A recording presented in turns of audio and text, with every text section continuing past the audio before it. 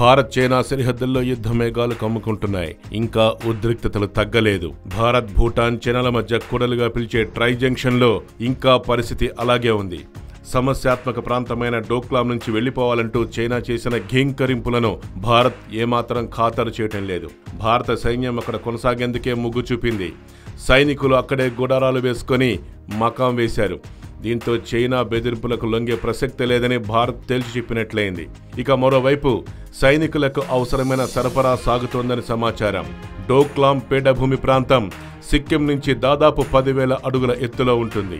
ఇక చైనా ఈ విషయంలో ఎలాంటి రాజీ పడేది లేదని, బంతి ఇప్పుడు భారత్ కోట్లో ఉంటుందంటూ వ్యాఖ్యానించింది. భూటాన్కు ఉత్తర భాగంలోని జకర్లంగ్, పస్మలంగ్ లోయలతో పాటు తూర్పు భాగంలోని డోక్లాం పీఠభూమిపై చైనాతో వివాదం ఉంది. వీటిల్లో డోక్లాం అత్యంత కీలకమైన ప్రాంతం. దీన్ని సొంతం చేసుకోవాలని చైనా దుష్ట పన్నాగం పన్నుతోంది.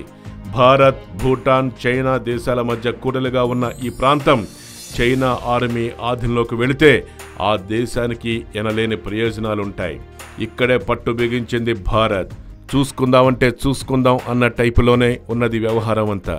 అయినా కూడా భారత్ ఎప్పుడు సంయమనం పాటించే దేశం.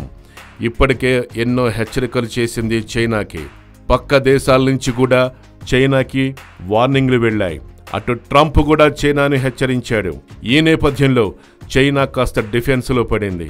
అయినా సరే పైకి మేకపోతు గాంభీర్యం ప్రకటిస్తోంది. ఏ క్షణంలో ఎలా జరుగుతుందో అన్నది సర్వత్రా ఉత్కంఠ నెలకొన్నప్పటికీ భారతదేశం శాంతి కాముక దేశం.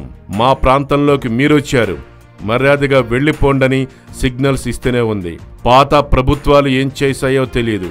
ఇప్పుడున్న సర్కారు మాత్రం ఒక్క ఇంచు కూడా వదులుకోవడానికి సిద్ధంగా లేదని మోడీ ప్రకటించేశారు. ఇది చైనాకు ఊహించని దెబ్బ. గతంలో ఉన్న కాంగ్రెస్ ప్రభుత్వాలు చైనాతో ఎందుకులే గొడవ అని స్థలమైనా వదులుకున్నారు. కానీ ఇప్పుడున్న మోడీ ప్రభుత్వం అందుకు ససేమిరా ఉంటుంది. ఇప్పటికే చాలా ప్రాంతాన్ని ఆక్రమించేసింది చైనా. ఇప్పుడున్న ట్రై జంక్షన్ ప్రాంతం గనక చైనాకి వెళ్ళిందంటే చైనా మనకి ఎప్పుడు పక్కలో బల్లెంగా మారుతుంది. అందుకనే ఇప్పుడు భారత్ గట్టి పోటీ ఇస్తోంది.